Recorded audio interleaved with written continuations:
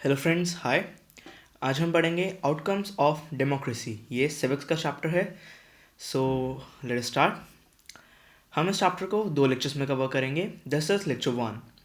हम इस लेक्चर में 2 टॉपिक्स के बारे में पढ़ेंगे। सबसे पहला होगा हमारा अकाउंटेबल एंड रिस्पॉन्सिबल गवर्नमेंट। फिर हम पढ़ेंगे इकोनॉमिक ग्रोथ एंड डेवलपमेंट के बारे में। आइए स्टार्ट करते हैं। Accountable and responsive government.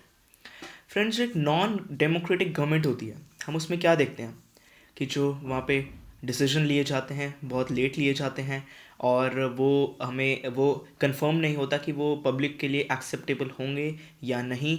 वो एक बहुत बड़े मास को हेल्प कर रहे हैं या नहीं कर रहे, और उनकी प्रॉब्लम सॉल्व कर रहे हैं या नहीं कर रहे।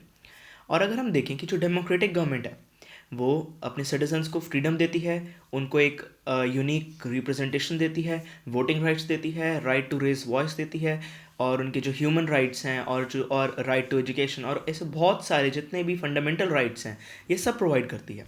सो हम कह सकते हैं कि जो डेमोक्रेटिक गवर्नमेंट है वो एक नॉन डेमोक्रेटिक गवर्नमेंट से ज़्यादा ट्रांसपेरेंट है। इसके अंदर जो सिटीज़न है उसके पास राइट है कि वो जान सकता है कि गवर्नमेंट एक डिसीजन लेते हुए किन किन पॉइंट्स को ध्यान में रखती है।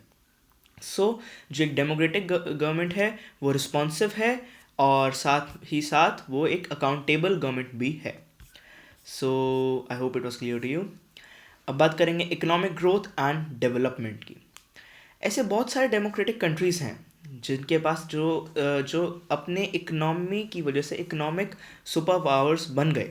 और इससे पता लगता है कि जो इकोनॉमिक ग्रोथ है वो डिपेंड नहीं करती है गवर्नमेंट की फॉर्म पे। अगर चाहे गवर्नमेंट चाहे डेमोक्रेटिक हो या नॉन डेमोक्रेटिक हो, इकोनॉमी को ग्रोथ करने के दूसरे फैक्टर्स होते हैं जो डिपेंड करते हैं। तो अब वो कौन कौन से फैक्टर्स हैं जिन पे इकोनॉमिक ग्रोथ डिपेंड करती है।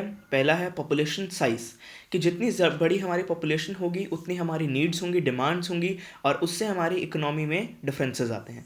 ग्लोबल सिचुएशन, कि एक पूरे वर्ल्ड में हमारी कंट्री कहाँ रैंक करता है, हमारा दूसरे कंट्रीज़ के साथ इंटरनेशनल ट्रेड है या नहीं है, हम फॉरेन एक्सचेंज कर रहे हैं या नहीं है, अभी हमारा कंट्री लिबरलाइजेशन की तरफ आया है या नहीं आया।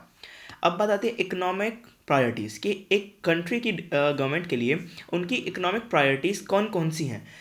इन सारे फैक्टर्स पर इकोनॉमिक ग्रोथ डिपेंड करती है। So friends, I hope it was clear to you. Lecture 2 में हम बात करेंगे reduction of inequality and poverty.